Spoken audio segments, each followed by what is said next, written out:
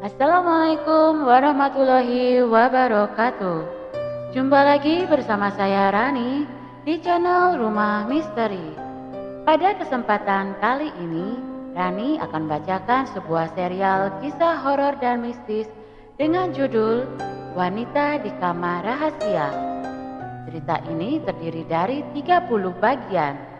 Dan pada kali ini, Rani akan membacakan bagian yang pertama yang berjudul Malam Pertama. Kisah ini dituliskan oleh Min Hazel. Dan pada kesempatan kali ini, Rani ingin mengucapkan terima kasih kepada Mbak Min Hazel yang sudah mengizinkan Rani untuk membaca kisahnya. Dan bagi teman-teman yang ingin membacanya secara langsung, silakan berkunjung di akun Facebooknya ya. Linknya sudah ada di deskripsi di bawah ini. Tidak perlu berlama-lama lagi, kita langsung menuju ke ceritanya. Selamat mendengarkan. Wanita di Kamar Rahasia, bagian pertama. Malam pertama. Narendra tidak pernah tahu jika ternyata di rumahnya menyimpan rahasia besar. Ratusan kemarau silam di tempat itu, seorang perawan dikorbankan dalam ritual keabadian. Ayah dan kakeknya menyimpan rapat kisah tersebut, melupakan fakta bahwa di dalam tubuh Narendra mengalir darah Sawiro. Malam itu Purnama menyembunyikan sebagian diri di balik kemauan. Melalui jendela kayu yang sedikit terbuka, cahayanya menyelusup ke sebuah ruangan, memberi sedikit penerangan pada Narendra yang sedang duduk merenung.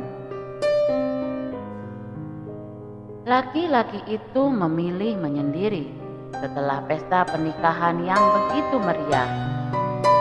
Dia tidak menyukai lampu besar yang menusuk mata, musik yang memekakan telinga, ataupun orang-orang yang terus bicara dan tertawa dalam waktu yang lama. Narendra memaknai keheningan sebagai nyanyian nirwana, seni tingkat tinggi yang menenteramkan jiwa. Suasana di mana pikirannya menjadi tajam dan seluruh indranya menyala. Narendra tidak peduli jika Jasima, perempuan yang siang tadi ia nikahi, sekarang sedang bingung mencarinya. Mereka akan menghabiskan seumur hidup untuk bercinta. Jadi tak masalah kalau malam ini Narendra terlambat barang 5 atau 10 menit masuk ke kamar pengantin mereka. Semaram cahaya bulan membantu Narendra melihat jarum jam di pergelangan tangannya. Pukul 12 malam kurang 5 menit. Merasa sudah terkumpul kembali seluruh energi, Narendra bangkit. Ia melangkah meninggalkan kamar kosong tersebut. Saat hendak mengunci pintu, Narendra mendengar sayup suara senandung. Lampu sudah dimatikan semua. Narendra yakin penghuni rumah telah ada di kamarnya masing-masing. Apalagi seusai pesta pernikahan yang melelahkan hari ini. Pasti mereka tengah bermain di alam mimpi. Narendra terdiam. Suara senandung masih ada. Rasa penasaran membuatnya urung meninggalkan tempat tersebut. Ia menyimak dengan seksama. Suara itu berasal dari arah kanan. Narendra kemudian memutar pandang. Tak ada siapapun. Matanya hanya menangkap sebuah kamar yang menghadap ke arahnya. Itu ruang rahasia milik mendiang Aditya Digi Sawiro kakeknya. Kian lama senandung itu terdengar kian jelas. suara syahdu seorang wanita. Jantung Narendra seakan berhenti berdetak. Rasa terkejut bercampur penasaran menyergapnya. Siapa ya yang berada di kamar itu? Batin Narendra. Selama hampir 30 penghujan ia tinggal di rumah itu, kamar tersebut dilarang dimasuki oleh siapapun kecuali mendiang kakeknya. Aneka praduga mulai menggelapkan mata Narendra. Ia percepat langkahnya. Tak sabar ingin mengetahui siapa wanita di dalam kamar tersebut. Tanpa pikir panjang, Narendra memegang ganggang pintu berbentuk ular dan mendorongnya hingga ruangan terbuka. Hawa dingin langsung menerjangnya. Namun, itu tidak berlangsung lama. Pandangan Narendra kini tersita pada sosok wanita berselendang merah yang sedang duduk memainkan kenong. Wanita itu duduk membelakangi Narendra. Sejauh 1 depa di depan wanita itu, terdapat patung ular kobra. Tingginya sekitar 1 kilan orang dewasa. Kemudian, ada 2 wadah kecil berbentuk mirip perahu, berisi minyak dan api yang mengapung di tengahnya, mengapit patung tersebut. Dalam remang, kulit wanita itu seolah bersinar. Bukan pualam seperti rembulan, bukan pula seperti kulit langsat, melainkan kuning seperti diselimuti lapisan emas yang sangat tipis. Samar antara ada dan tiada. Kemben warna hitam ditambah selendang merah yang melekat di tubuhnya merupakan perpaduan yang sempurna. Rambutnya panjang menjuntai, lambang keanggunan maha tinggi. Narendra lalu mengayunkan langkahnya perlahan.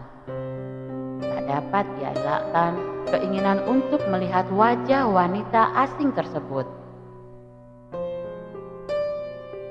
Ketika Narendra tepat berada di sampingnya, sosok wanita itu menolehnya. Bola mata berwarna coklat miliknya seakan tersenyum pada Narendra. Mulut lelaki itu terkunci. Pandangannya tak dapat lepas dari sang pemilik pesona.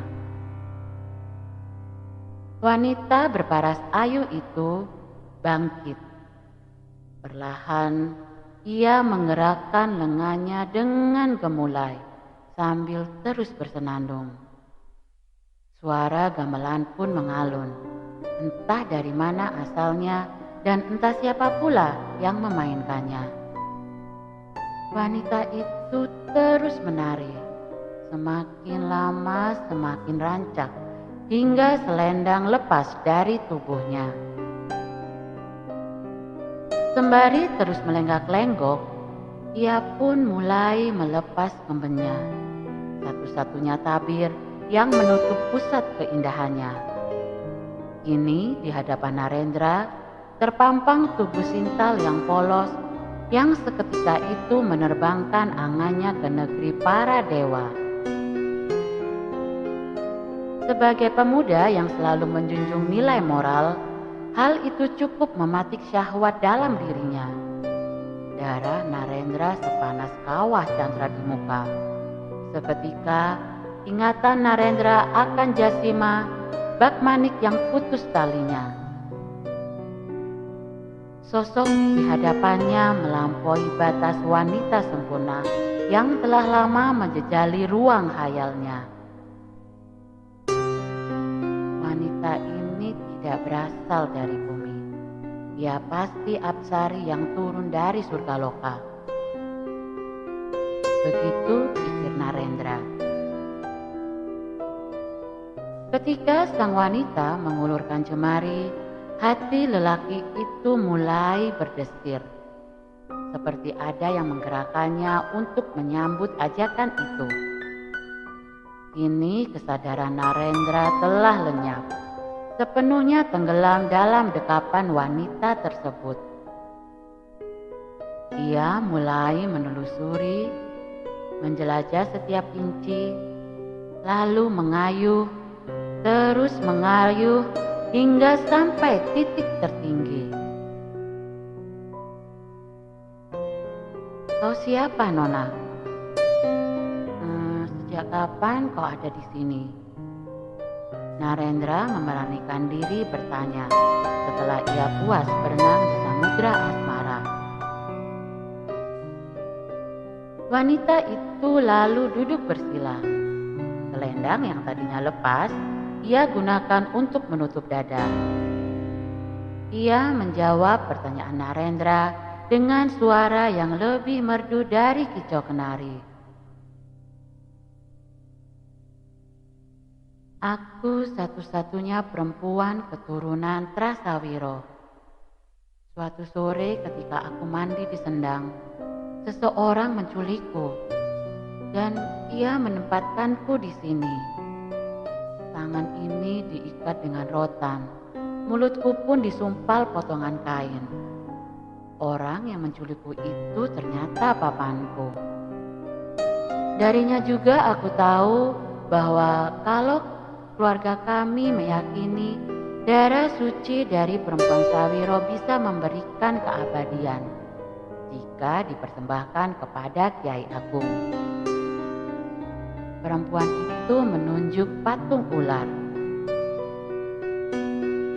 Narendra masih menyimak. Cerita pun ia lanjutkan. Malam itu bulan Dandari. Seluruh keturunan Sawiro yang semuanya laki-laki berkumpul di tempat ini. Kembang 7 rupa, janin rusa kering, kemenyan, dan diriku diletakkan di hadapan Kiai Agung. Mereka semua merapalkan mantra sepanjang malam antara sadar dan tidak, hingga pimpinan tertinggi menggagahiku. Aku tidak tahu siapa pimpinan itu karena ia memakai topeng. Ketika aku kesakitan dan darah kesucianku mengalir, mereka semua bersorak seperti menang perang. Setelah itu aku diberi ramuan yang baunya seperti rendaman bambu. Mereka bilang ramuan ini untuk keabadian. Begitu ritual usai, mereka semua pergi. Aku ditinggalkan sendiri di sini dengan tangan dan kaki yang masih terikat. Tak lama kemudian aku tertidur. Aku bangun lagi purnama berikutnya ketika ritual diadakan. Mereka menggagahiku bergantian dalam akhir ritual. Lalu aku tidur lagi dan bangun pada purnama berikutnya lagi. Terus terulang seperti itu hingga kakak tertua membocorkan rahasia agar aku terhindar dari ritual. Ia menyuruhku memukul kenong ini pada malam purnama. Dengan begitu, ruh Kiai Agung tidak akan muncul dan para Sawiro tidak akan berkumpul. Kenong biasanya digunakan untuk memanggil para dewa. Kiai Agung akan mengira para dewa sedang ada di tempat ini, sehingga ia tidak akan berani datang. Aku pun melakukannya, dan memang tidak ada lagi seorang pun yang kemari untuk melakukan ritual. Tapi kenapa saya baru melihat kamu dan pakaianmu bukan seperti wanita pada umumnya? Kapan ritual seperti itu diadakan? Dan keturunan Sawiro yang mana yang kamu maksud? Mereka semua sudah meninggal? Sekelumit kesadaran membuat Narendra melontarkan beragam tanya. Wanita itu menatap tepat ke bola mata Narendra. Lalu, "Ini pakaian umum di tempatku. Keturunan Sawiro tidak ada yang mati. Darah mereka masih deras mengalir di muka bumi, termasuk dalam dirimu. Itulah alasannya mengapa kamu bisa mendengarkan senandungku," jawab wanita itu. Narendra kemudian terdiam. Ia berusaha memahami apa yang terjadi. Ia berjuang mengingat sesuatu, namun tak mampu. Pikirannya tidak bisa lari dari tempat itu. "Siapa namamu, Nona?" tanya Narendra. Wanita beralis bulan tanggal 1 itu mendekatkan bibir ke telinga Narendra. Ia berucap lirih, lebih banyak napasnya daripada suara. "Roro Kemuning." Lalu ia meniup tengkuk Narendra. Rasa kantuk seketika melanda pemuda itu. Tak dapat ia tahan matanya yang ingin terpejam. Narendra ambruk. Dan kisah ini selesai. Begitulah akhir dari cerita malam pertama. Cukup sekian untuk cerita kali ini. Bagaimanakah kisah Narendra selanjutnya? Dan bagaimana menurut kalian tentang kisah kali ini? Tolong tulis pendapat kalian di kolom komentar ya. Dan bagi teman-teman yang baru bergabung, jangan lupa untuk like, komen, dan share, serta klik tombol subscribe channel ini. Kemudian agar kalian bisa mengikuti kisah selanjutnya dari cerita serial Wanita di Kamar Rahasia ini, silakan nyalakan tombol lonceng notifikasinya. Rani pamit undur diri. Sampai jumpa di kisah selanjutnya. Akhirul kalam. Wassalamualaikum warahmatullahi wabarakatuh. Assalamualaikum warahmatullahi wabarakatuh. Jumpa lagi bersama saya Rani di channel Rumah Misteri. Pada kesempatan kali ini, Rani akan bacakan kelanjutan dari cerita serial Wanita di Kamar Rahasia, yaitu bagian yang kedua dengan judul 4 Jaga Pernikahan. Kisah ini ditulis oleh Min Hazel, dan bagi teman-teman yang ingin membacanya secara langsung, silakan berkunjung di akun Facebooknya ya. Linknya sudah ada di deskripsi di bawah ini. Tidak perlu berpanjang lebar lagi, kita langsung menuju ke ceritanya. Selamat mendengarkan. Wanita di Kamar Rahasia, bagian kedua. 4 Jaga Pernikahan. Pagi harinya, Narendra ditemukan tertidur di depan kamar rahasia. Asih, pembantu rumah itu, yang pertama kali melihatnya saat hendak menyapu. Perempuan itu membangunkan Narendra. Ia tidak menduga macam-macam karena selama ia bekerja di rumah tersebut, Asih tidak menemukan kejanggalan apapun. Kamar rahasia itu ia kira hanya gudang untuk menyimpan barang lawas milik mendiang kakek Narendra. Begitu sang majikan terbangun, Asih bertanya, "Kenapa Mas Narendra tidur di sini? Belum berani ya sama istrinya?" "Masa pengantin baru boboknya di luar, Mas? Di lantai pula." Narendra melihat sekeliling. Ia berusaha mengingat apa yang terjadi. Tatapannya terhenti pada gagang pintu yang berbentuk ular. Peristiwa semalam kembali melintas di benaknya. Narendra mengayunkan pandang ke Asi. Ia ingin bertanya sesuatu pada perempuan yang sudah memasuki kepala 4 itu. Namun urung. Ia bingung harus bertanya apa dan mulai dari mana. Sepertinya saya kelelahan hingga tanpa sadar tertidur di sini. Terima kasih sudah dibangunin ya, Bi. Setelah mengatakan itu, Narendra bangkit. Ia melangkah menuju kamarnya. Aneh, dia manusia paling aneh yang menghuni rumah ini. Kebiasaannya menyendiri di kamar kosong. Terus sekarang ngapain coba tidur di lantai? Lagian kan kamar para majikan ada di depan semua. Selain kamar, ada juga ruang tamu, ruang keluarga, dan ruang lainnya. Kenapa ya dia memilih tidur di bagian rumah yang paling belakang? Mungkin karena jiwanya agak nyeni, gitu kali ya. Jadi beda gitu cara mikirnya. Embuh. Ayo kita nyapu lagi.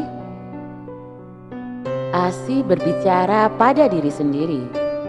Perempuan itu lalu melanjutkan pekerjaannya. Tiba di kamar, Narendra melihat Jasima duduk di depan meja rias. Istrinya itu sedang memegang hair dryer untuk mengeringkan rambutnya yang panjang sepinggang. Melihat Jasima yang kesulitan melakukannya sendiri, Narendra mendekat. Ia mengambil hair dryer dari tangan Jasima dan mulai memegang rambut berwarna mahogani milik istrinya. Pesta pernikahannya sangat meriah ya, Mas. Kau sampai kelelahan dan lupa masuk kamar. Jasima mengucapkan itu diiringi senyum manis. Ia berpandangan dengan suaminya melalui cermin. Hari pertama menjadi seorang istri tidak ingin ia rusak dengan drama. Meski kepiluan merebak di hatinya akibat malam pertama tak tersentuh, Jasima berusaha berlapang dada. Ia mencoba berbaik sangka dengan mengira Narendra terlalu lelah. Iya, saya tertidur di lantai di kamar kosong, tempat biasanya saya menyendiri. Kamu kan tahu kalau keramaian selalu menguras tenaga saya, sehingga saya butuh waktu untuk menenangkan diri beberapa menit. Ternyata malah tertidur. Narendra sengaja membuat alibi. Meski selama ini Jasima merupakan tempatnya membagi banyak cerita, kali ini Narendra tidak tertarik memberitahunya. Selain itu, ia belum yakin peristiwa yang ia alami semalam itu mimpi atau nyata. Narendra ingat, ia tertidur setelah tengkuknya ditiup oleh Roro Kemuning di dalam kamar rahasia tersebut. Ia pun masih bingung karena terbangun di luar kamar. Siapa yang memindahkanku? Sepertinya saya bermimpi semalam karena terlalu lelah, pikir Narendra. Maaf atas ketidaknyamanan ini.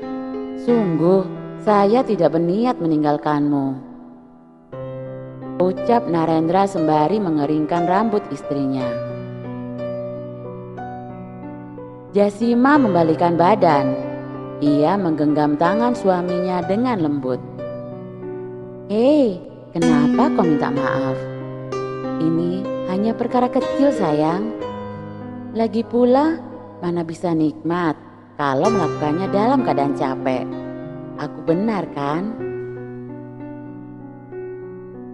Jasima mengedipkan mata lalu menggigit bibirnya sendiri.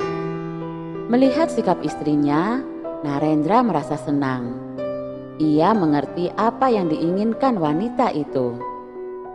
Narendra langsung membungkam mesra bibir Jasima yang dioles gincu warna marun.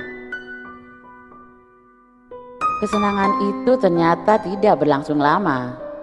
Tiba-tiba, tarian Roro Kemuning yang semalam dilihat Narendra melintas dalam benaknya. Seperti hujan yang mengguyur kobaran api dalam diri Narendra. Lelaki itu langsung melepaskan istrinya. Jasima tidak mampu membentangkan khayalan liarnya seperti Roro Kemuning. Ketika Narendra menyentuh istrinya, hanya kehampaan dan hambar yang ia rasakan. Bagaimana bisa begini? Sementara saya sangat menyintai Jasima. Batin Narendra. Ada apa denganmu, Mas? Kegelisahan membayang di mata Jasima. Ia menyentuh pipi suaminya. Aneh ia kira ketika Narendra tiba-tiba melepaskan dirinya dengan kasar. Gerakan itu lebih mirip sentakan. Narendra gugup. Ia tidak mampu menatap wanita bermata belok itu. Tidak apa-apa. Saya harus segera ke studio foto karena ada klien yang menunggu saya. Ini sudah terlambat. Saya lupa, ucap Narendra beralasan. Khawatir Jasima akan memberondongnya dengan banyak pertanyaan, Narendra bergegas menuju kamar mandi. Ia merasa kacau. Di satu sisi, ia punya kewajiban terhadap Jasima. Di sisi lain, bayangan Roro Kemuning menghantuinya. Melihat sikap dingin suaminya, pertahanan Jasima hampir saja ambrol. Air matanya hendak mengalir namun ia tahan. Alasan yang dilontarkan Narendra memang benar. Beberapa hari ini mereka memang sibuk mengurus pesta pernikahan, sehingga banyak pekerjaan yang memang terbengkalai. Kini saat pesta telah selesai, pekerjaan yang terabai harus segera dibereskan agar tidak menimbulkan kerugian. Jasima bukan anak kecil yang bisa merengek sesuka hati jika keinginannya tidak dipenuhi. Lagi pula, selama mereka pacaran, Narendra memperlakukannya dengan sangat baik. Dia pria yang sangat romantis. Sikap dingin satu malam mana bisa menghapus perhatian yang konsisten dilakukan selama 12 purnama. Pikir Jasima. Sementara Jasima membesarkan hati, perang terjadi di dalam diri Narendra. Ia harus memilih Jasima atau Roro Kemuning. Namun, siapa itu Roro Kemuning? Apakah perempuan itu hanya ilusi yang diciptakan oleh pikirannya sendiri? Narendra menyalakan shower. Ia harap kucuran air meluruhkan kegundahan yang menyeliputinya pagi ini. Jasima sudah tidak ada di kamar ketika Narendra selesai mandi. Wanita itu sudah berangkat ke butik muslimah miliknya yang belum lama dibuka. Setelah menyelesaikan kuliah sastra Arab di Malaysia, Jasima memilih berbisnis daripada menjadi pengajar. Narendra kembali teringat peristiwa yang dia alami semalam.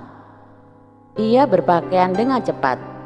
Rambut belum ia sisir ketika ia melangkah panjang ke bagian rumah paling belakang. Di ruang makan, Narendra bertemu sang ibu. Jasima baru berangkat, Nak. Ndak sarapan, katanya sih buru-buru. Kok ndak kamu antar, Diandra? Tanya wanita berlesung pipit itu.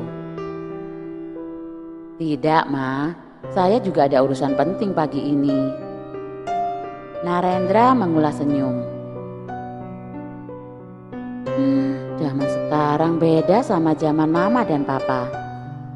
Kalau dulu, mama sih nempel terus ke papa, biarpun kami nikah karena dijodohkan. Gak ada tuh istilah pacaran, ketemu aja baru sekali pas tunangan. Tapi begitu nikah, klop kan? Jangankan kok sampai berangkat kerja sendiri-sendiri. Papamu ke kamar mandi aja mama ngintil. Seloroh perempuan berambut cepak itu. Zaman sudah berubah, Ma. Dulu, alasan orang menikah kebanyakan demi kepatuhan pada orang tua. Perkataan orang tua kan disamakan dengan sabdo Pandito Ratu Tan Kenowola Wali. Apapun yang diucapkan mereka harus terjadi. Kalau zaman sekarang, orang nikah demi kebahagiaan diri sendiri. Orang tua memerintah, anak berusaha memberi pengertian tentang apa yang diinginkan dan tidak. Dipaksakan tidak enak, gitu Ma. Yang namanya pernikahan kan tidak terus-menerus bahagia, Nak. Apalagi kalau sudah punya anak. Dari waktu ke waktu, kebahagiaan makin turun. Kalau alasan menikah demi bahagia, berarti ketika kehidupan mulai rumit karena ngurus anak-anak, memenuhi kebutuhan ini itu, dan kebahagiaan sudah sangat minim, terus pernikahan harus ditinggalkan gitu. Rusak, Nak. Rusak kalau diikuti apa katamu itu. Terang Lastri sambil mencubit gemas pipi putranya.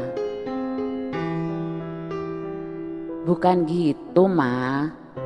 Menurut penelitian memang benar apa kata Mama. Kebahagiaan dalam pernikahan semakin lama memang semakin turun. Apalagi setelah hadirnya anak-anak. Nanti akan naik lagi mendekati usia senja. Ya memang seperti itu.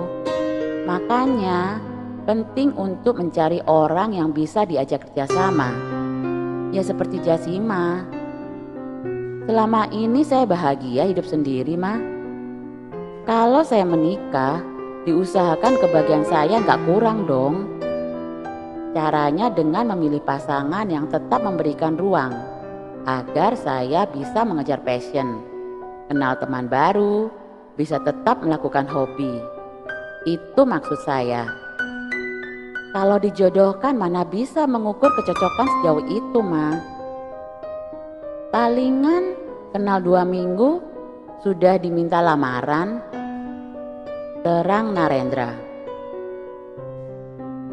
Pinter mendebat mamanya, memberi ruang segala istilahnya. Yang namanya cinta pasti nempel lah. Kalau ndak nempel, terus berarti ya ndak cinta. Contoh ini mama dan papamu. Kami ndak mikir sejauh dirimu, tapi bisa membina rumah tangga dengan sukses. Bahkan sampai papamu berpulang. Sudah, ndak usah kejauhan kamu mikirnya. Orang berumah tangga itu yang penting punya 4 cagak. Jujur, ikhlas, setia, dan kasih sayang. Udah itu aja. Narendra mengangguk. Ia tidak ingin terlibat pembicaraan terlalu panjang. Kamar rahasia itu lebih penting kini. Setelah pamit pada ibunya, Narendra kembali melangkah cepat. Sangat jarang orang lalu lalang di dekat kamar rahasia kecuali Asih dan Narendra sendiri. Tiba di depan kamar rahasia tersebut, Narendra langsung memegang gagang pintu. Ia mendorong, namun tidak bisa. Pintu itu terkunci. Bagaimana bisa? Gumam Narendra. Dan kisah ini selesai. begitulah akhir dari cerita 4 cagak pernikahan. Cukup sekian untuk cerita kali ini. Dan bagi teman-teman yang baru bergabung, jangan lupa untuk like, komen, dan share, serta klik tombol subscribe channel ini. Kemudian, agar kalian bisa mengikuti kisah selanjutnya dari cerita serial Wanita di Kamar Rahasia ini, silahkan menyalakan tombol lonceng notifikasinya. Rani pamit undur diri. Sampai jumpa di kisah selanjutnya. Akhirul kalam. Wassalamualaikum warahmatullahi wabarakatuh. Assalamualaikum warahmatullahi wabarakatuh. Jumpa lagi bersama saya Rani di channel Rumah Misteri. Pada kesempatan kali ini, Rani akan bacakan kelanjutan dari cerita serial Wanita di Kamar Rahasia, yaitu bagian yang ketiga dengan judul Lukisan Leluhur. Kisah ini ditulis oleh Min Hazel, dan bagi teman-teman yang ingin membacanya secara langsung, silakan berkunjung di akun Facebooknya ya. Linknya sudah ada di deskripsi di bawah ini. Tidak perlu berlama-lama lagi, kita langsung menuju ke ceritanya. Selamat mendengarkan. Wanita di Kamar Rahasia, bagian ketiga. Lukisan Leluhur. Narendra ingat benar, semalam ia bisa masuk ke kamar itu dengan mudah. Mengapa sekarang terkunci? Siapa yang menguncinya? Pemuda itu pun mulai menyadari kejanggalan demi kejanggalan yang terjadi. Bukannya takut, ia malah semakin penasaran. "Bi Asih!" teriaknya. Si pembantu yang sedang membersihkan teras belakang langsung meletakkan sapunya. Kemudian ia tergopoh-gopoh mendekati majikannya. "Mas Narendra perlu apa ya?" "Siapa yang mengunci kamar ini, Bi? Dan kenapa tiba-tiba terkunci?" tanya Narendra. Asih mengernyit. Sejauh yang ia ingat, kamar itu memang selalu dikunci sejak kakeknya Narendra meninggal. Bahkan, Asih yang hafal setiap sudut rumah itu karena setiap hari ia yang membersihkannya, tidak pernah masuk ke kamar itu. Mas Narendra bercanda ya? Kamar ini selalu dikunci, Mas. Sejak Eyang Sepuh meninggal, tidak ada lagi yang masuk ke kamar ini. Asih mengatakannya dengan yakin. Berarti benar. Semalam hanya mimpi. Lagi-lagi Narendra membatin. Namun Narendra masih penasaran. Ia harus menyelesaikan itu sebelum mulai bekerja. Jika tidak, fokusnya akan terganggu dan hasil kerjanya tidak maksimal. Bi Asih tahu di mana letak kunci kamar ini? Tanya Narendra. Si pembantu berusaha mengingat. Rumah itu sangat besar dan memiliki banyak ruangan. Ada banyak kunci yang harus dihafalnya. Selain itu, kamar itu memang tidak pernah dibuka. Asih butuh berpikir keras untuk menjawab pertanyaan Narendra. Sepertinya di kamar almarhum Eyang Sepuh, Mas. Seingat Asih, ada kunci digantung di sebelah lemari. Semua kunci di rumah ini Asih tahu kecuali kunci kamar ini. Dan kebetulan di kamar Eyang Sepuh ada kunci. Mungkin itu untuk kamar ini, Mas. Jawab Asih dengan nada agak ragu. Kamu yakin? Tanya Narendra. Enggak sih mas, jawab Asih cepat. Ya sudah, biar saya lihat. Setelah mengucapkan itu, Narendra langsung meninggalkan Asih. Ia bergegas menuju kamar kakeknya. Lestari menggelengkan kepala melihat sang putra bolak-balik. Ia berpikir Narendra yang seorang fotografer itu sedang mencari inspirasi untuk konsep pemotretan.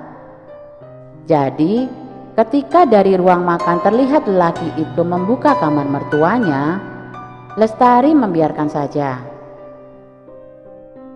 Tidak butuh waktu lama bagi Narendra untuk menemukan benda yang dicari.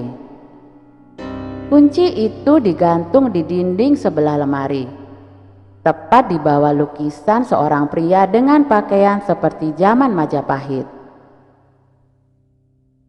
Lukisan itu terbuat dari lontar yang dibingkai kayu warna coklat. Di bawah lukisan itu terdapat tulisan dari huruf Jawa kuno. Narendra tidak bisa membacanya. Untungnya, di bawah lukisan itu tertulis artinya di kertas biasa. Hakim yang dapat membedakan antara yang benar dan yang salah dalam persengketaan. Narendra ingat kakeknya pernah cerita tentang orang dalam lukisan tersebut.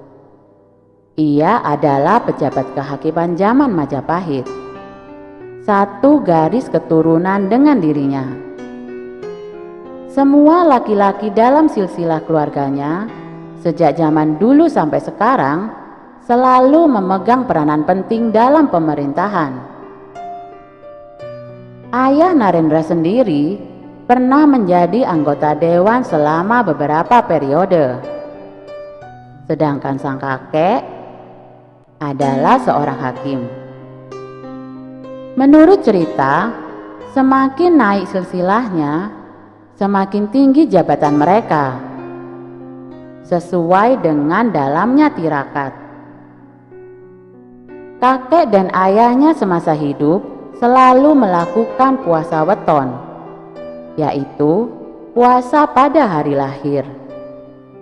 Mereka percaya itu akan memberikan kesehatan dan mental yang kuat. Sebelum matahari terbit sampai tenggelam, mereka tidak makan, minum, dan keluar kamar. Istilahnya ngebleng.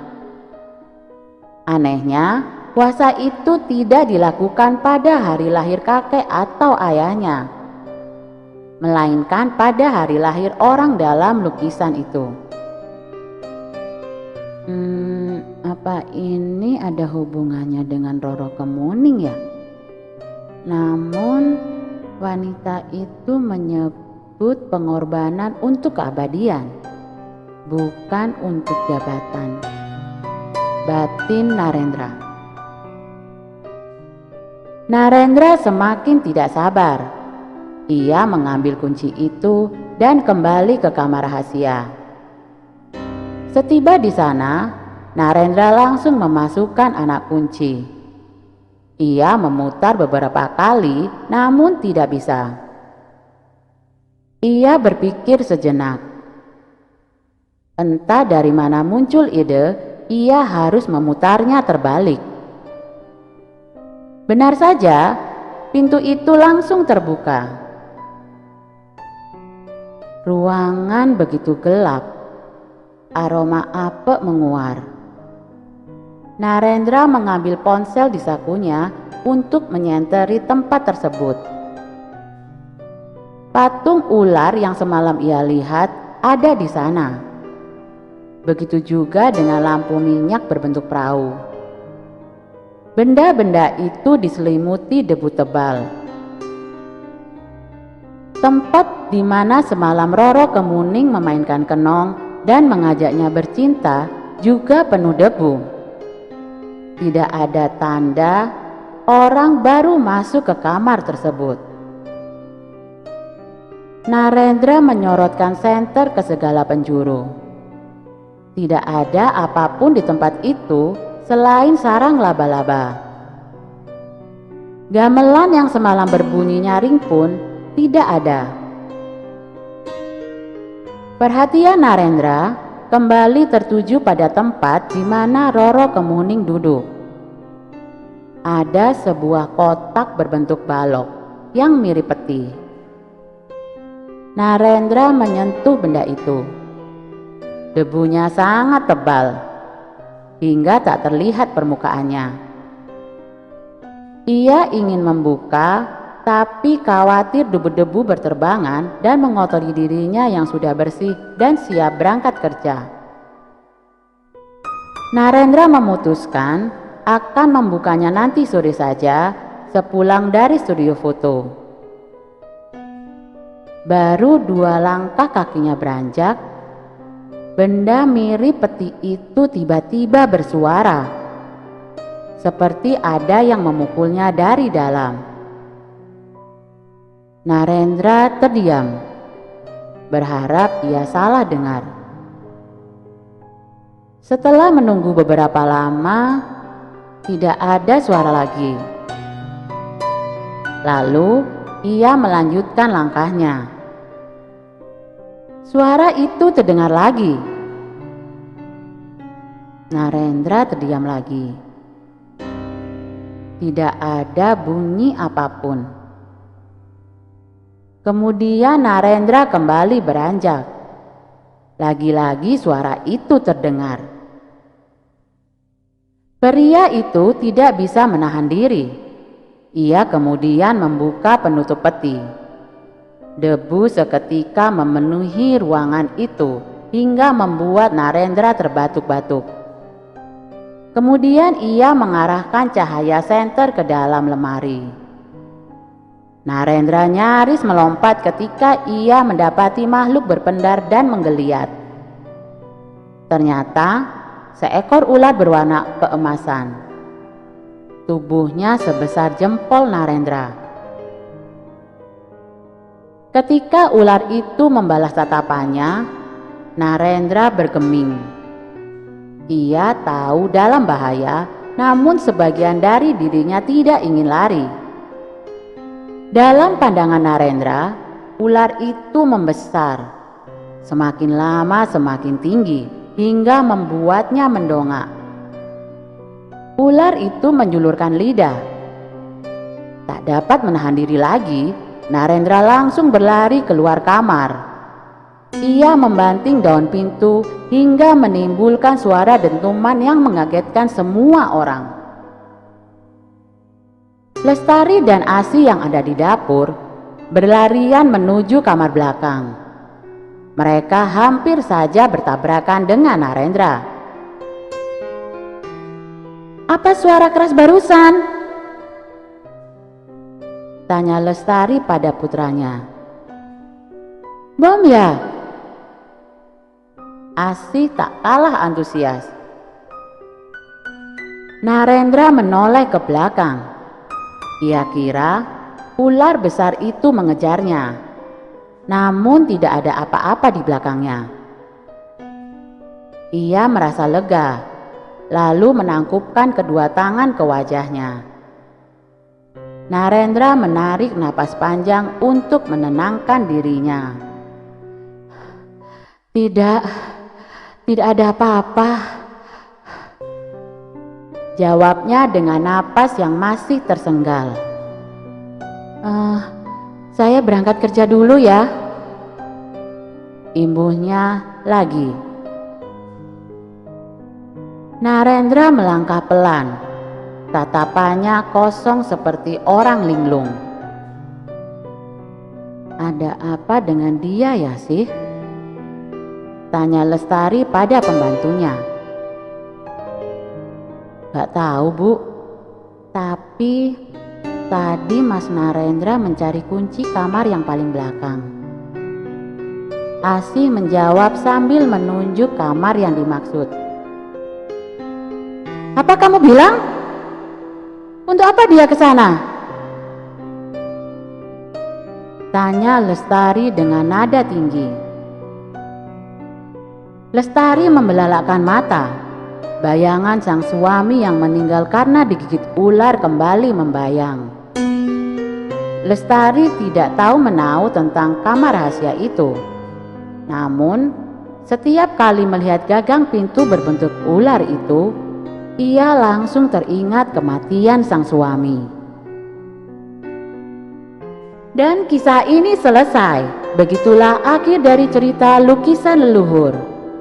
Cukup sekian untuk kisah kali ini.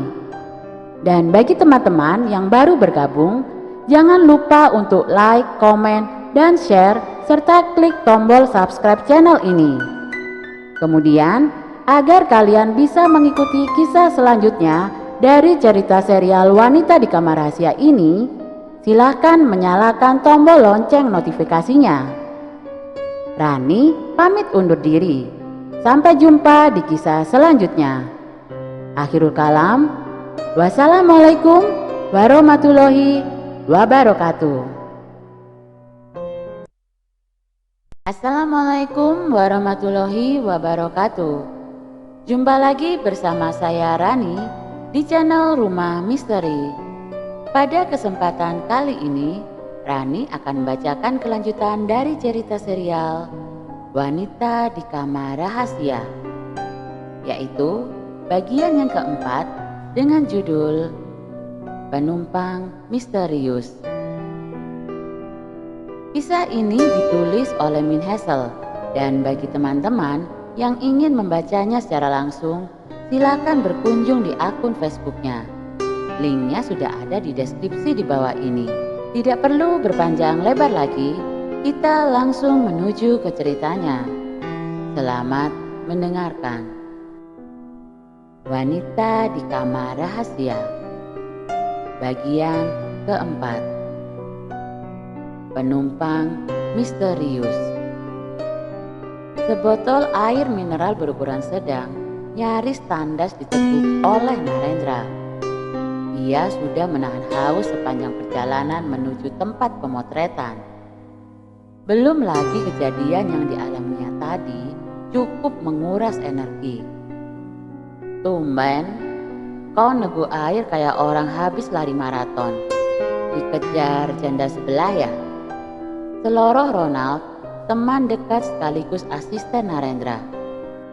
Lelaki bertubuh tambun itu sedang mengecek background baru yang bernuansa alam. Sesekali, ia melihat Narendra dengan tatapan menyelidik. Lebih buruk dari itu. Sepertinya ada yang tidak beres di rumah, jawab Narendra. Persahabatan dengan Ronald yang sudah terjalin belasan tahun lamanya membuat Narendra lebih leluasa bercerita pada pria itu.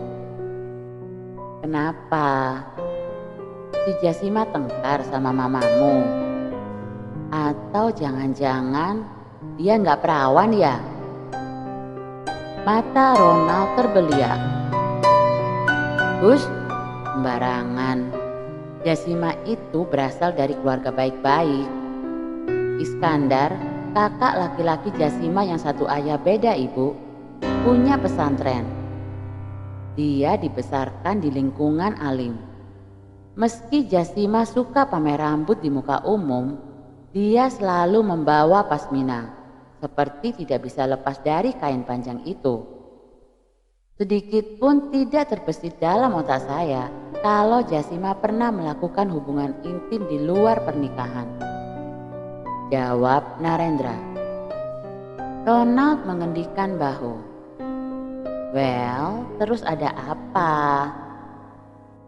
Semalam saya bertemu seorang wanita asing di kamar rahasia milik kakek, ucap Narendra. Kemudian Narendra menarik kursi lalu mendudukinya. What? Are you serious? Apa dia simpanan kakekmu? Ronald menutup mulutnya yang keceplosan dengan telapak tangan. Narendra terdiam. Tatapannya mengarah pada monstera di pojok ruangan. tidak tahu, jawab Narendra dengan nada ragu. Gimana wajahnya? Masih muda? Sudah keriput? Atau gimana? Ronald semakin antusias.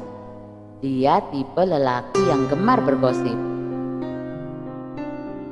Narendra menatap pria di hadapannya. Sorot mata Narendra susah diartikan. Campuran antara takjub, bingung, ragu, dan segudang perasaan lainnya. Tinggi wanita itu sedada saya. Rambutnya hitam legam, panjang sampai bokong, dan lembut. Baunya harum, lebih wangi dari melati. Hidungnya seperti paruh betet. Setiap hembusan napas perempuan itu memberi kehangatan surga. Narendra menghentikan ceritanya sejenak. Ia merasa sesuatu dalam dirinya bangun. Kau nafsu ya? Celetuk Ronald. Itu normal lah. Narendra melotot. Yang pasti dia masih sangat muda. Mungkin sekitar 18 tahun. Mustahil dia simpanan kakek. 10 tahun lalu ketika kakek meninggal, wanita itu pasti masih kecil. Jawab Narendra dengan masih membayangkan postur tubuh Roro Kemuning. Atau dia anak dari simpanan kakekmu. Bisa jadi kan? Mungkin ada orang luar yang dipercaya merawatnya. Maksudku, diam-diam dia mengirim makanan ke kamar itu lewat terowongan rahasia di bawah tanah. Iya kan? Ronald berbicara tanpa kedip. Narendra menoyor kepala sahabatnya itu. Kamu ini kebanyakan baca novel, jadi absurd. Jawab Narendra cepat. Tadi pagi saya coba cek ke kamar itu. Tidak ada siapapun. Seperti umumnya kamar yang tidak pernah dimasuki selama puluhan tahun, debunya sangat tebal dan banyak sarang laba-laba. Tidak ada tanda kehidupan sama sekali di sana. Saya masih penasaran, siapa wanita yang semalam itu? Ucap Narendra pada sahabatnya. Mendengar keterangan sahabatnya, Ronald mengelus dagu. Sepertinya sedang memikirkan sesuatu. Dia menerka setiap kemungkinan, namun dipatahkan oleh diri sendiri setiap kali hendak menemukan titik terang. Apa sudah kau tanyakan ke keluargamu? Barangkali mereka tahu wanita itu. Narendra menggeleng. Mama taunya ruangan itu gudang untuk menyimpan barang kakek. Mau tanya papa, beliau kan sudah meninggal. Apa mungkin hantu? Lagi-lagi Ronald menebak. Hantu kok bisa disentuh? Sanggah Narendra. Atau jangan-jangan itu pesugihan keluargamu? Semua anggota keluargamu orang penting kan? Mereka semua jadi pejabat. Ronald begitu penasaran. Semakin salah tebakannya, semakin ingin menemukan kebenaran. Ngawur, buktinya saya tidak jadi pejabat. Jawab Narendra cepat. Belum aja, kan kamu masih muda. Bisa saja besok kamu masuk parpol. Siapa yang tahu? Keduanya terdiam sejenak, hanyut dalam pikiran masing-masing. Yang satu memikirkan tentang pesugihan, yang satu lagi membayangkan kecantikan Roro Kemuning. Kenapa nggak coba difoto aja? Usul Ronald. Narendra langsung menatap karibnya. Tampaknya itu ide yang bagus untuk memastikan Roro Kemuning manusia atau hanya ilusi Narendra sendiri. Sebelum Narendra menjawab, Ronald kembali bersuara. Tapi batal deh saranku. Hantu juga bisa difoto, jadi hasilnya nggak akan akurat. Tetap aja kita nggak tahu itu hantu atau bukan. Narendra mencembik. Kata siapa hantu bisa tertangkap kamera? Ngaco aja. Dasar kudet. Cek aja di Google. Ribuan jumlahnya ghost fotografi. Ronald agak kesal hingga memajukan bibirnya. Itu biasanya efek cahaya atau sekedar kemampuan seseorang melihat wajah atau bentuk lainnya di benda mati, alias pareidolia. Tidak bisa dijamin kebenarannya. Narendra terus menyangkal. Pembicaraan mereka terhenti karena bel berbunyi. Itu pasti klien yang sudah mereka tunggu. Dengan sigap, Narendra dan Ronald merapikan ruangan sebelum pintu dibuka. Setelah sesi pemotretan yang melelahkan, Narendra memutuskan pulang lebih awal. Ia berencana menjemput Jasima di butik. Tergambar jelas dalam benaknya, Jasima akan menyambut dengan senyum manis dan sebuah kecupan di pipi. Setelah itu, Narendra berencana mengajak istrinya makan malam di restoran India. Jasima menyukai masakan berempah. Idenya kali ini pasti langsung didukung. Sekaligus ungkapan penyesalan atas tertundanya malam pertama mereka. Narendra melajukan kendaraan dengan kecepatan tinggi ketika melewati dataran kosong. Kiri kanan jalan yang lurus dan panjang itu hanya ditanami pohon sengon. Dari kejauhan terlihat seorang wanita berpakaian hitam berdiri di tepi jalan. Ia melambaikan tangan ke arah Narendra. Pemuda itu pun menepikan kendaraan di dekat wanita itu. Apa ada yang bisa saya bantu, Bu? Tanya Narendra setelah membuka kaca mobil. Saya hendak ke desa sebelah. Boleh saya menumpang mobil sampean? Wanita itu bertanya dengan mimik wajah yang kaku. Ada bekas luka sayatan di bawah matanya. Sorot mata yang dingin dan bibir tebal kehitaman membuat Narendra ragu mengatakan iya.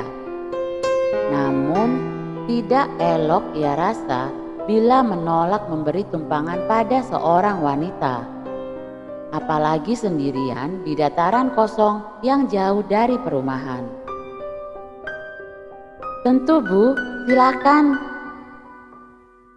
jawab Narendra dengan sopan. Narendra membukakan pintu mobil tanpa turun terlebih dahulu. Wanita itu masuk. Seketika menguar bau seperti telur busuk.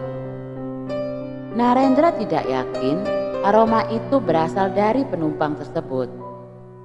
Ia berusaha berbaik sangka. Mobil kembali melaju. Maaf, Ibu tinggal di mana? Kenapa bisa sendirian di tempat sepi seperti ini? Tanya tanya Narendra guna memecah keheningan. Rumah saya lumayan jauh. Saya kesini untuk menemui seseorang dan menyampaikan kabar. Ekspresi wanita itu datar, ditambah rambut tebal yang sebagian sudah beruban, membuat penampilannya menakutkan. Narendra merasa sungkan, dia pun memutuskan diam dan fokus menatap ke jalanan. Tiba di perbatasan desa, wanita itu minta berhenti. Narendra menepikan mobil di depan tugu perbatasan. Sebelum pergi, wanita itu mengatakan, "Perempuan yang akan sampean jemput sudah pulang, diantar seorang laki-laki." Narendra terkejut mendengarnya. Dari mana orang itu tahu kalau dia akan menjemput Jasima?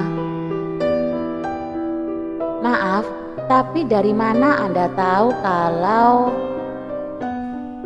Belum selesai bertanya, ponsel Narendra berbunyi. Narendra melihat benda pipi itu sebentar. Pesan dari klien. Ia memutuskan membacanya nanti saja. Ketika ia menoleh hendak melanjutkan bertanya, perempuan itu sudah tidak ada. Narendra terperanjat. Ia menyapu pandang ke sekitar. Tidak ada siapapun.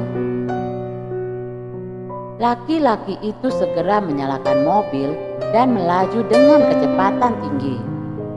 Ia ingin segera jauh dari tempat seram itu. Dan itulah akhir dari cerita Penumpang Misterius.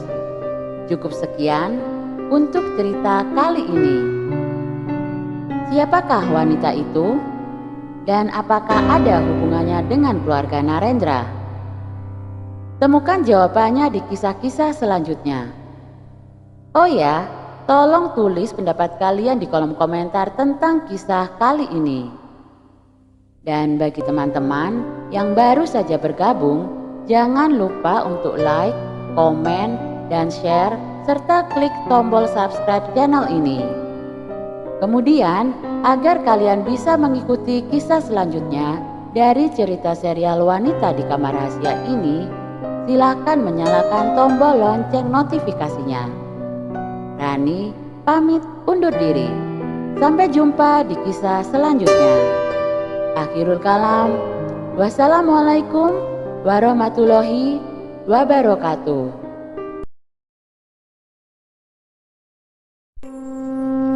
Assalamualaikum warahmatullahi wabarakatuh. Jumpa lagi bersama saya Rani di channel Rumah Misteri. Pada kesempatan kali ini, Rani akan membacakan kelanjutan dari cerita serial Wanita di Kamar Rahasia, yaitu bagian yang kelima dengan judul Laki-laki yang Mengantar Jasima.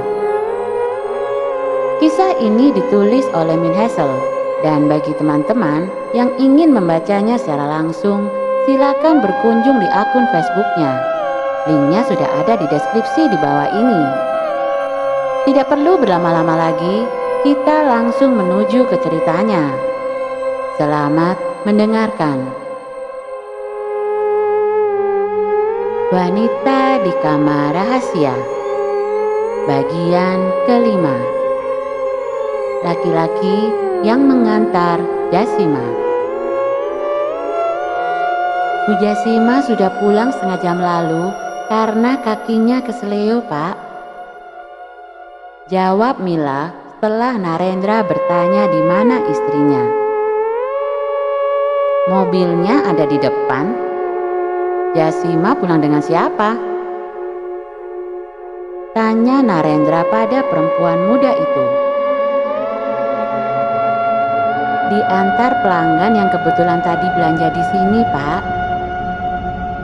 Mila menjawab dengan terus menyungging senyum. Ia sudah terlatih untuk selalu ramah pada orang demi tuntutan profesinya sebagai seorang kasir. Kenapa Jasima bisa keseleo? Bagaimana keadaannya? Cecar Narendra yang mulai khawatir. Ibu tadi terpleset di kamar mandi, Pak.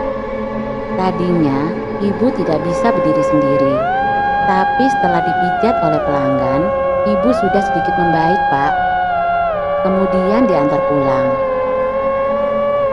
Oh ya sudah, saya balik dulu. Narendra bergegas meninggalkan butik. Ketika akan masuk mobil, ucapan penumpang wanita tadi terngiang kembali. Ah tidak, ini pasti kebetulan. Lagi pula yang mengantar Jasima belum tentu pria. Gumam Narendra. Di tengah kekalutan, Narendra mengemudikan mobil dengan kecepatan tinggi. Ia tidak sabar ingin mengetahui keadaan Jasima dan siapa orang yang mengantarnya. Sedan merah diparkir di bawah pohon mangga. Narendra merasa tidak asing dengan kendaraan itu. Tidak ingin banyak menerka, ia segera memasukkan mobil ke garasi. Laki-laki itu kemudian melangkah cepat memasuki rumah limasan yang telah berumur ratusan tahun tersebut. Langkah ia percepat ketika melewati balai dengan 8 saka kayu jati. Ruang tamu terletak di belakang balai, ciri khas rumah Jawa tempo dulu. Narendra terkejut ketika melihat pintu yang menghubungkan kedua ruangan itu tertutup. Apa yang dilakukan oleh Jasima di dalam sana?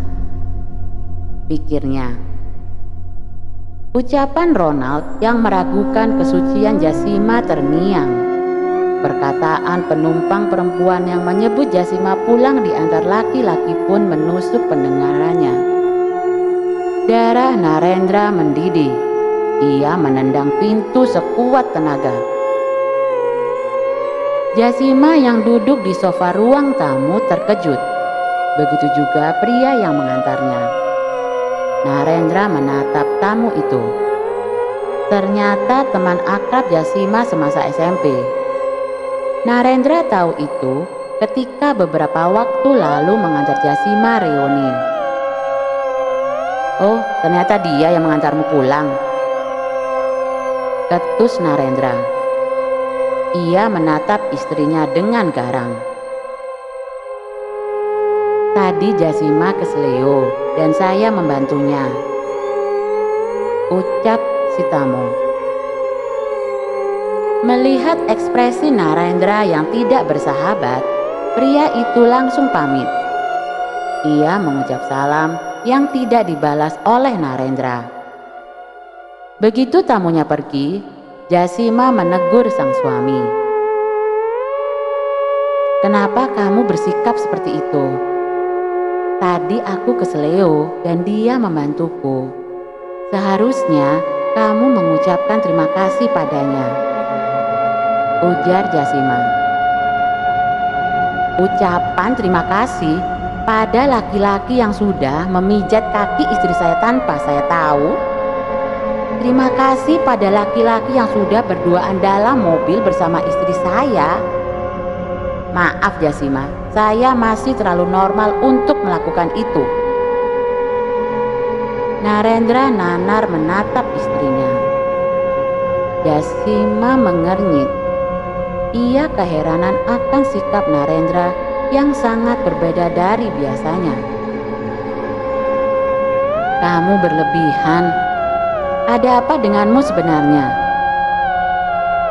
Ucap Jasima dengan nada agak tinggi.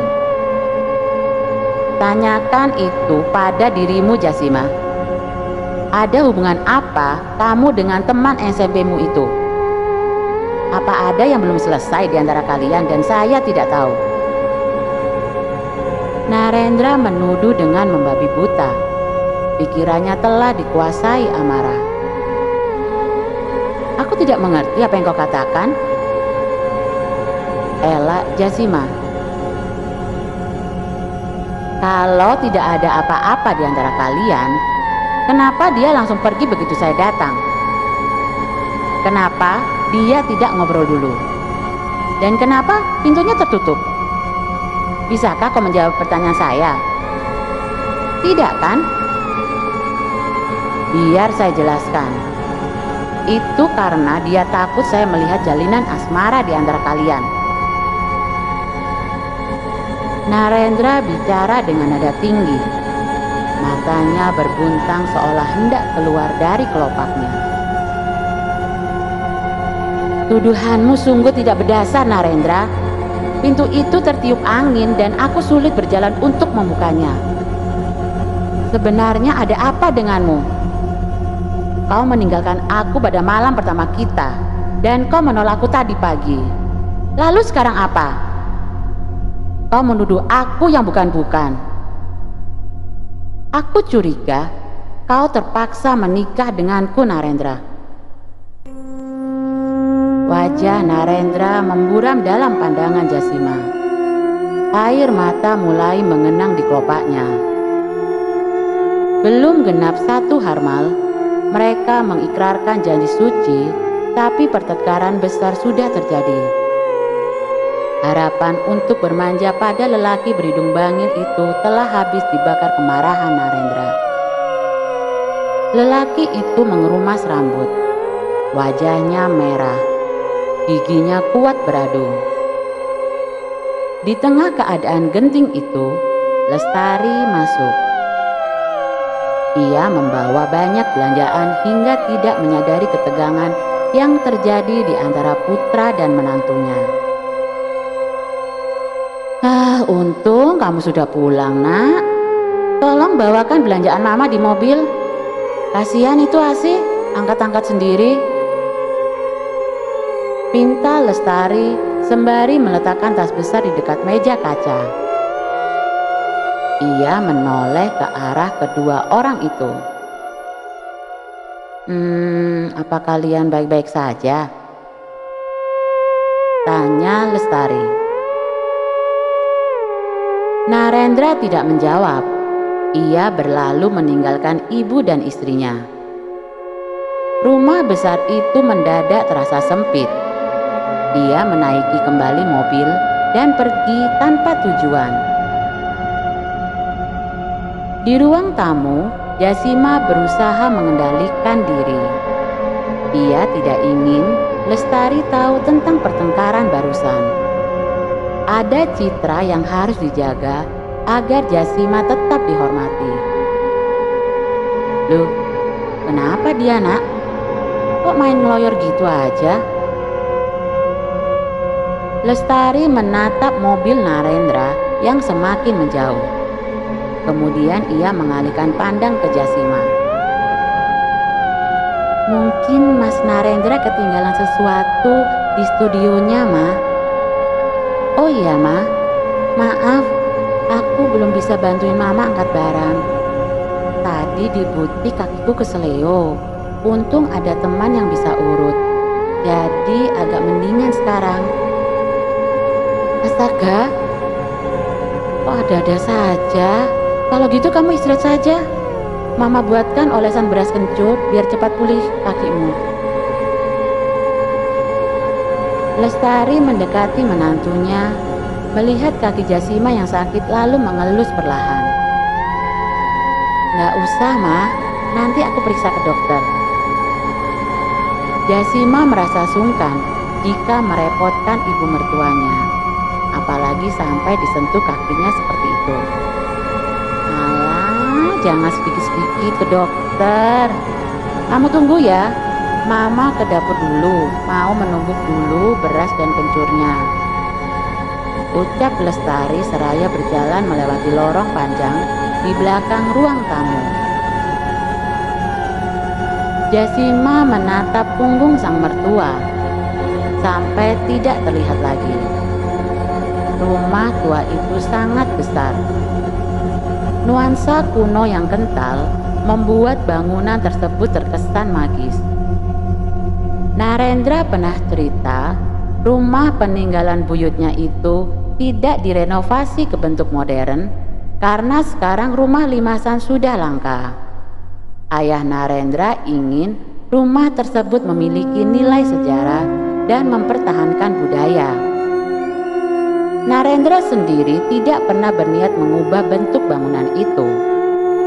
Menurutnya, bangunan kuno itu merupakan seni yang indah.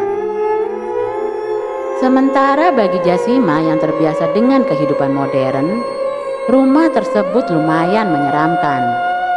Apalagi di samping dan belakang bangunan besar itu ditumbuhi aneka pohon. Itu menambah kesan horor. Namun, demi cinta pada Narendra, ia mau saja diajak tinggal di sana. Perempuan itu sama sekali tidak menyangka jika Narendra yang terlihat begitu sayang padanya tiba-tiba berubah dingin dan ketus. Jasima berusaha mengingat, adakah sebelum pernikahan ia membuat kesalahan sehingga Narendra menjadi begitu. Namun ia tidak menemukan apapun. Keduanya masih berbalas pesan mesra pada pagi hari sebelum akad nikah dilaksanakan. Mengapa jadi begini ya Allah? Ucap Jasima sembari menengadah. Dan itulah akhir dari cerita laki-laki yang mengantar Jasima. Cukup sekian untuk cerita kali ini. Kemana Narendra pergi? Dan apakah mereka akan segera dapat perbaikan kembali? Temukan jawabannya di kisah-kisah selanjutnya. Oh ya, tolong tulis pendapat kalian di kolom komentar tentang kisah kali ini. Dan bagi teman-teman yang baru saja bergabung, jangan lupa untuk like, komen, dan share, serta klik tombol subscribe channel ini. Kemudian, agar kalian bisa mengikuti kisah selanjutnya dari cerita serial Wanita di Kamar Rahasia ini, silahkan menyalakan tombol lonceng notifikasinya. Rani pamit undur diri. Sampai jumpa di kisah selanjutnya. Akhirul kalam, wassalamualaikum warahmatullahi wabarakatuh.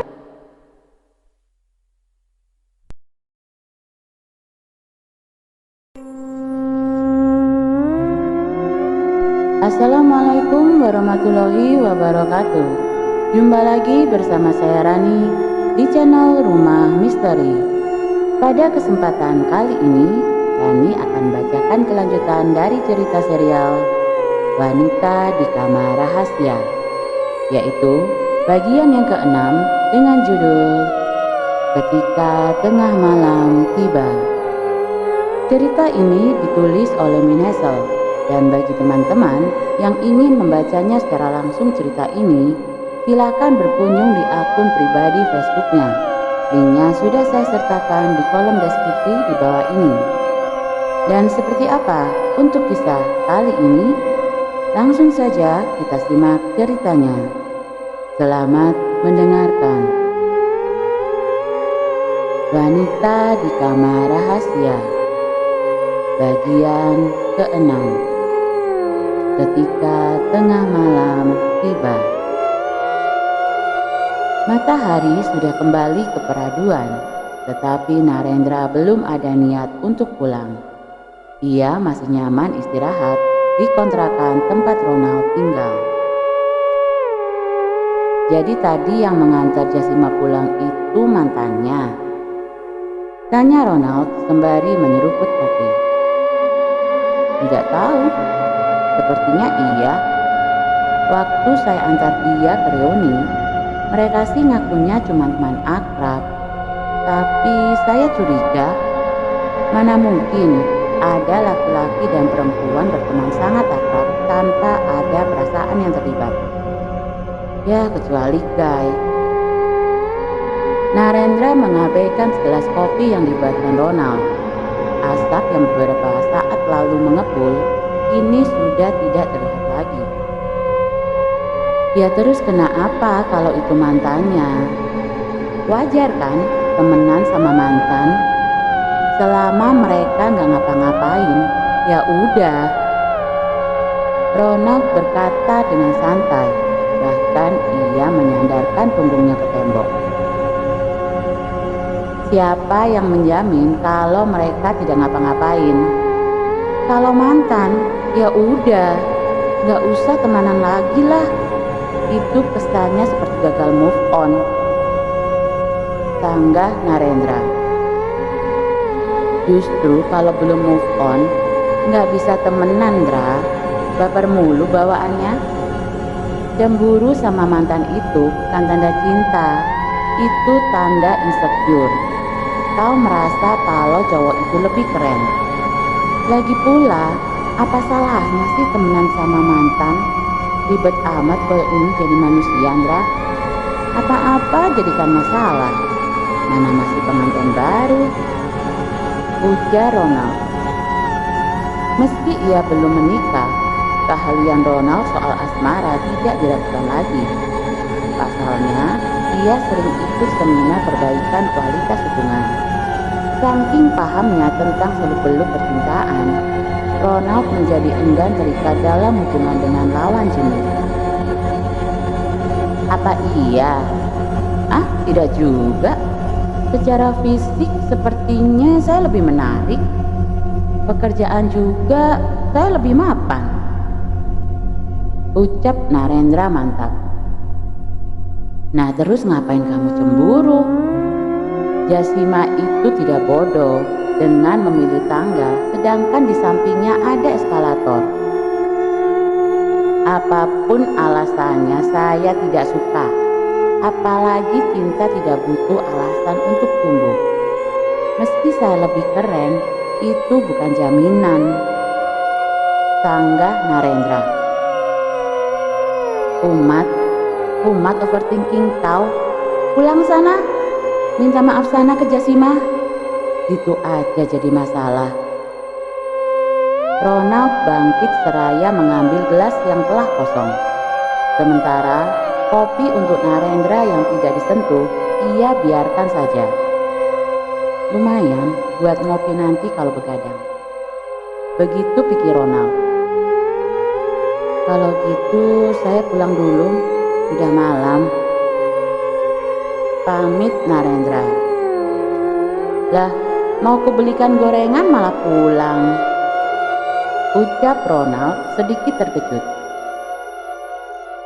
Saya lelah, ingin segera tidur. Ujar Narendra pelan. Sebelum pergi, Narendra mengingatkan Ronald agar besok pagi tidak telat karena ada klien penting. Keduanya pun kemudian berpisah. 30 menit kemudian, Narendra sudah tiba di rumahnya. Saat masuk kamar, Narendra tidak menyapa Jasima yang sibuk di depan laptopnya. Lelaki itu masih kesal dengan kejadian sore tadi. Ia langsung ke kamar mandi, mencuci kaki, mengganti piyama, kemudian pergi tidur. Pedih hati Jasima diabaikan seperti itu. Ia memilih sementara waktu membiarkan dulu. Setidaknya sampai kekesalannya pun sendiri hilang. Kemudian wanita itu pun menyusul ke ranjang. Ia berbaring membelakangi Narendra. Tak lama kemudian, keduanya pun terlelap. Narendra mengerjap ketika lamat terdengar seorang wanita sedang bersenandung. Lelaki itu melirik jam dinding bermotif merah, hadiah dari kliennya minggu lalu. Jam 12 malam kurang 5 menit. Itu pasti Roro Kemuni, batin Narendra. Lelaki itu kemudian bangun, tak sabar ingin segera menemui wanita cantik yang telah menjajah pikirannya. Belum 2 langkah ia meninggalkan ranjang, saran Ronald untuk memotret Roro Kemuning melintas kembali di benak Narendra. Dengan pelan, ia mengambil ponsel di meja. Mungkin hantu tidak bisa difoto, tapi manusia pasti bisa. Jika Roro Kemuning bisa diambil gambarnya, berarti jelas dia manusia, batin Narendra. Kemudian Narendra pun bergegas. Keanehan kembali terjadi. Pintu kamar rahasia itu terbuka lebar. Narendra sempat bertanya-tanya siapa yang membukanya. Namun sebelum akal sehatnya bekerja, bayangan Roro Kemuning sudah memenuhi kepalanya. Wanita itu kini sedang melihat bulan melalui jendela. Ia tidak sedang memukul kenong, hanya melantunkan gending Jawa. Suaranya mendayu-dayu hingga membuat tengkuk Narendra meruap. Lelaki itu pun kemudian mendekatinya. "Bukankah kau hanya bangun saat purnama?" tanya Narendra yang membuat wanita itu menghentikan lagunya. "Sebelumnya iya. Malam ini aku bangun lagi. Mungkin karena bunga-bunga cinta sedang tumbuh dalam hati," jawab Roro Kemuning diiringi seulas senyum. "Pada siapa cinta itu kau rasakan?" Narendra semakin mendekat. Paras ayu Roro Kemuning semakin kuat mencengkeram jiwanya. Keduanya berserobok pandang selama beberapa saat. "Pada siapa lagi kalau bukan pada pria tampan di hadapanku ini?" ucap Roro Kemuning manja. Perlahan jemarinya mengelus dada Narendra, seperti hendak menghitung setiap helai bulu dada di dalam piyama warna putih itu. Darah Narendra bergesir. Sentuhan Roro Kemuning mengandung kekuatan magis yang menyerabut akal sehatnya. Kemudian Narendra menarik Roro Kemuning dalam pelukannya. Ia begitu rakus, seolah telah berpisah puluhan purnama dengan wanita itu. Mereka pun kembali tenggelam dalam madu kasih. Seusai pergumulan yang panas, Narendra dan Roro Kemuning saling memeluk sembari menatap bulan yang tidak lagi utuh. Lelaki itu tidak lagi ingat rencananya untuk memotret Roro Kemuning. Setiap kali melihat Roro Kemuning, dunia hilang dari pikirannya. Sambil bersandar di pundak Narendra, Roro Kemuning bicara. "Aku pernah hampir menikah dengan seorang pria gagah dari Kalayu." "Di mana tempat bernama Kalayu itu? Saya belum pernah mendengarnya," selidik Narendra. "Daerah yang pernah disinggahi Raja Hayamuruk seusai penyebaran ke makam leluhur," jawab Roro Kemuning. "Mungkin saya harus membaca lagi sejarah untuk menemukan tempat itu. Kalau nama kota saya masih hafal. Mungkin Kalayu itu nama kecamatan atau desa," ujar Narendra sembari mengelus rambut wanita itu, kemudian menghirup aromanya. Wangi melati seketika memenuhi rongga dadanya. Dalam pikiran Narendra, Roro Kemuning adalah manusia yang terjebak oleh waktu, bukan manusia jadi-jadian atau hantu. "Calon suamiku tewas satu malam sebelum pernikahan kami. Ia ditusuk menggunakan keris belekuk 7. Isi perutnya terburai. Setelah kepergiannya, aku dianggap wanita pembawa sial. Orang-orang mulai mengejek dan mengucilkanku. Ternyata pamanku yang merencanakan pembunuhan itu. Ia ingin aku tetap suci agar bisa ditumbalkan. Hal itu awalnya ditentang oleh ayahku, namun pengaruh pamanku begitu kuat sehingga ia bisa melakukan apapun yang diinginkannya. Hingga akhirnya terjadilah penculikan itu," ucap Roro Kemuning dengan nada sedih. Kau bilang ditumbalkan oleh keluargamu sendiri demi keabadian. Apa ayahmu tidak ingin abadi sehingga ia menolaknya? Tanya Narendra. Ayahku menenggelamkan diri ke laut begitu tahu aku ditumbalkan.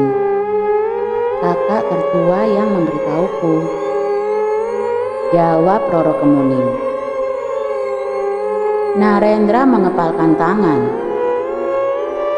Saya marah sekali pada pamanmu itu. Kalau saya ada di sana waktu ritual itu diadakan, pasti saya sudah membuatnya babak belur. Ucap Narendra geram. Roro Kemuning mengecup pipi lelaki itu, lalu membisikkan kata-kata yang menghangatkan jiwa. Belum pernah aku mendengar lelaki berkata seberani itu. Wibawamu melumpuhkan sebelum menerkam. Aku menyintaimu, Kang Mas, ujar Roro Kemuning manja. Saya juga, balas Narendra dengan mesra. Seketika itu Narendra memeluk erat tubuh Roro Kemuning. Namun wanita itu menolak.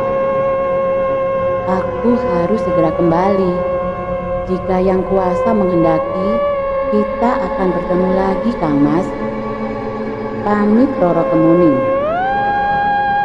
Hati Narendra mencelus. Kau mau kemana, Roro? Jangan pergi, cegahnya. Aku harus kembali, Kang Mas, jawab Roro Kemuning dengan nada berat. Bagaimana jika saya merindukanmu? Di mana saya harus mencarimu? Narendra mulai panik. Jika kau benar-benar menginginkan sesuatu, kau akan mendapatkannya, Kang Mas, ucap Roro Kemuning sebelum ia kembali meniup tengkuk Narendra dan membuat pria itu tertidur.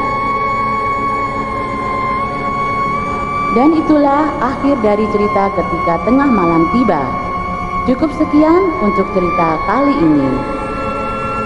Apa yang akan terjadi dengan Narendra setelah terbangun dari tidurnya nanti? Dan apakah mereka berdua akan bertemu lagi di tengah malam selanjutnya? Temukan jawabannya di kisah-kisah selanjutnya. Bagaimana pendapat kalian tentang kisah kali ini? Tolong tulis pendapat kalian di kolom komentar ya. Dan bagi teman-teman yang baru saja bergabung, jangan lupa untuk like, komen, dan share, serta klik tombol subscribe channel ini. Kemudian, agar kalian bisa mengikuti kisah selanjutnya dari cerita serial Wanita di Kamar Rahasia ini, silahkan menyalakan tombol lonceng notifikasinya. Rani pamit undur diri. Sampai jumpa di kisah selanjutnya. Akhirul kalam, wassalamualaikum warahmatullahi wabarakatuh.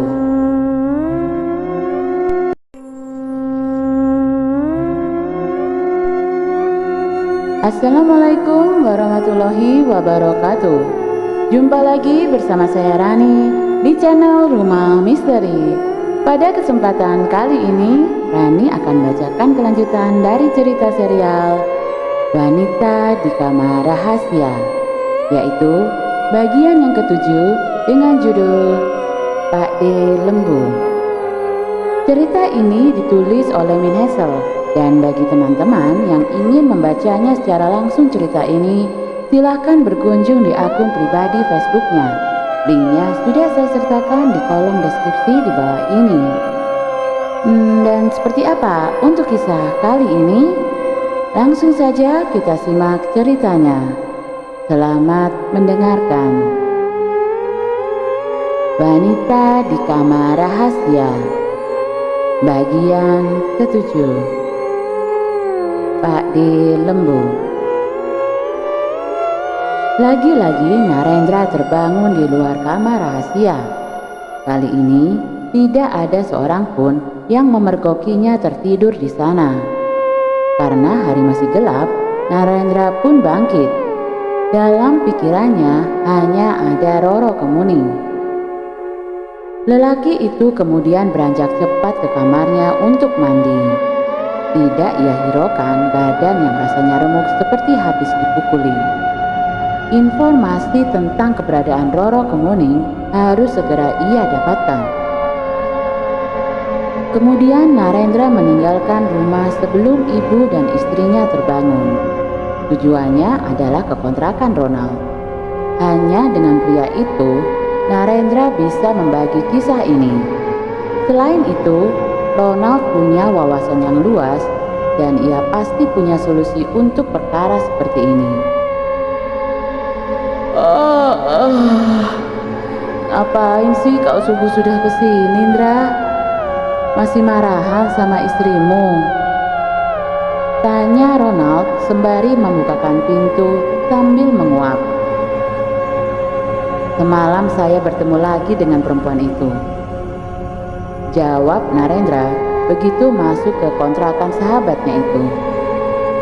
Perempuan yang mana? Tanya Ronald. Roro Kemuning, siapa lagi? Jawab Narendra cepat. Ronald terdiam. Bola matanya bergerak-gerak seperti mengingat sesuatu. Oh, jadi nama perempuan itu Roro Kemuning. Kok kayak nama orang zaman dulu? Jangan-jangan. Mata Ronald melotot. Apa? Tanya Narendra cepat. Apa dia pakai pakaian aneh? Dan bahasanya pun apa juga aneh? Selidik Ronald. Dia pakai kemben warna hitam dan selendangnya merah. Dia bicara dengan formal, mirip saya. Ujar Narendra menjelaskan. Jangan-jangan dia setan peliharaan nenek moyang Mundra. Udah kau foto belum? Tanya Ronald. Narendra menggeleng. Lupa, jawabnya. Kasih tahu aku, informasi apa yang kau dapat dari dia? Ronald mulai antusias mendengar. Lalu Narendra menceritakan semuanya yang ia dengar dari Roro Kemuning. Satu bagian pun tidak ia lewatkan, termasuk malam indah yang telah mereka lalui. Hah? Dan kau mau gitu diajak bercinta sama dia? Tanya Ronald. Saya tidak bisa menolaknya. Setiap saya ingin menolak, justru kaki ini melangkah mendekatinya. Bayangannya selalu ada dalam pikiran saya. Saya benar-benar ingin tahu siapa dia dan di mana tempat yang bernama Kalayu yang semalam ia sebutkan itu. Jawab Narendra. Ia lalu menarik napas panjang. Tunggu, Kalayu, sepertinya itu tidak asing. Ronald kembali memijat pelipisnya. Ia tampak berpikir keras. Kalau nggak salah, itu nama candi peninggalan zaman Majapahit. Imbuhnya setelah beberapa saat. Ya, dia juga menyebut Majapahit semalam. Timpal Narendra. Berarti dia bukan perempuan biasa. Aku tahu siapa orang yang bisa memecahkan masalah ini. Ujar Ronald. Siapa? Narendra sangat ingin tahu. Tunggu di sini ya, aku mandi dulu. Nanti kita ke sana sama-sama. Pria itu kemudian berbalik, berjalan menuju kamar mandi. Tiba-tiba, Ronald menghentikan langkahnya dan bertanya, "Oh iya, bukannya hari ini kita ada klien penting, Dra?" Narendra berpikir sebentar. Lalu ia menjawab, "Kita cancel." "Oke." Ronald pun kembali melanjutkan langkahnya ke kamar mandi, sedangkan Narendra menunggu dengan harap-harap cemas. "Kau mau bawa saya kemana ini?" tanya Narendra sambil melihat jalan raya yang dilalui Ronald.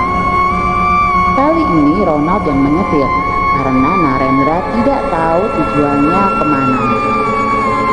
"Pokoknya cuma orang ini yang bisa membantumu mencari tahu siapa Roro Kemuning dan menemuinya. Aku penasaran sekali, kenapa itu makhluk mendatangimu terus?" ucap Ronald dengan antusias. "Kau yakin Roro Kemuning bukan manusia?" "Tapi menurut saya dia manusia," sangkal Narendra. "Aku yakin bukan. Mungkin kau kena guna-guna," ucap Ronald cepat. "Bagaimana kau bisa yakin? Ketemu dia saja belum?" Narendra terus mencerca Ronald. Ia percaya sekali kalau Roro Kemuning itu manusia, yang entah karena kekuatan apa perempuan itu terjebak di suatu tempat. "Kita lihat saja nanti." "Nah, itu rumah yang kita tuju sudah terlihat." Ronald menuding bangunan sederhana. Rumah berukuran 4x6 itu memiliki halaman yang luas. Ada pagar bambu yang mengelilinginya. Di kanan pintu pagar tumbuh pohon bidara yang tidak terlalu lebat. Sedangkan di halaman bagian kiri terdapat pohon stigi yang rindang. Rumah itu memiliki satu pintu yang diapit oleh jendela nako. Ronald memarkir mobil di luar pagar. Begitu menginjakan kaki di halaman, hawa dingin langsung menyergap Narendra. Ronald terlihat biasa saja, mungkin ia kurang peka terhadap perubahan kecil yang terjadi. Ronald berjalan lebih dulu menuju pintu masuk, sedangkan Narendra mengikutinya dari belakang. Narendra mengitarkan pandangan ke sekeliling. Di luar pagar terdapat lahan yang sangat luas dan hanya ditanami kacang panjang. Tanaman itu seperti tidak terawat karena sulurnya menjalar tak tentu arah dengan daun yang menguning. Sementara di seberang jalan yang kondisinya tidak mulus lagi, ada hamparan tanaman tebu. Tidak ada rumah lain di sekitar bangunan sederhana itu. "Kula nuwun," ucap Ronald sambil mengetuk pintu kayu yang catnya sudah mengelupas. Tidak ada jawaban. Ronald kembali mengucap salam, kali ini lebih keras. Lalu seorang pria berjanggut panjang tiba-tiba muncul dari samping rumah. "Kalian cari siapa?" tanyanya.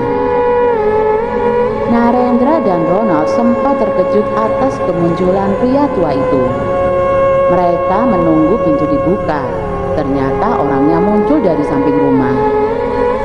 Jenggot panjang dan rambut ikal yang seperti tidak disisir seminggu itu membuat dua berkawan itu nyaris copot jantungnya. Kami kesini mencari Pak De Lembu," jawab Ronald dengan gugup. "Kowe sopo?" tanya pria tua itu. "Aku Ronald, Pak De. Dulu pernah kesini antar teman yang kena teluh," jawab Ronald. "Oh ya, aku ingat sekarang. Mari masuk dulu, kita bicara di dalam," ujar pria tua itu dengan sopan. Pria berpakaian lusuh itu mendorong pintu. Tampaklah ruang tamu berlantai batu bata. Di tengah ruangan yang tidak seberapa besar itu, ada meja kayu yang sudah kusam warnanya. Di sebelah kiri meja, ada 2 kursi anyaman rotan. Sedangkan di kanan meja, ada 2 kursi plastik berwarna hijau. Pak tua itu mempersilahkan tamunya duduk. Ronald dan Narendra memilih duduk di kursi rotan. Si empunya rumah menarik kursi hijau dan mendudukinya. Wanita yang ingin kau tanyakan padaku itu bukan manusia biasa, ucap Pak Dilembung. Hal ini membuat Narendra dan Ronald bertukar pandang. Mereka bahkan belum menyampaikan maksud kedatangannya, tapi orang tua itu sudah tahu. Terus siapa dia, Pak De? Tanya Narendra tidak mau basa-basi. Aku melihat wanita itu melalui matamu, tapi ada tabir tebal yang menutupinya. Aku tidak cukup kuat untuk menyingkapnya. Yang aku tahu, sebatas dia bukan manusia biasa dan sedang mengincarmu. Saranku, abaikan saja dia selagi kau bisa. Terang orang tua itu. Narendra tampak tidak suka mendengar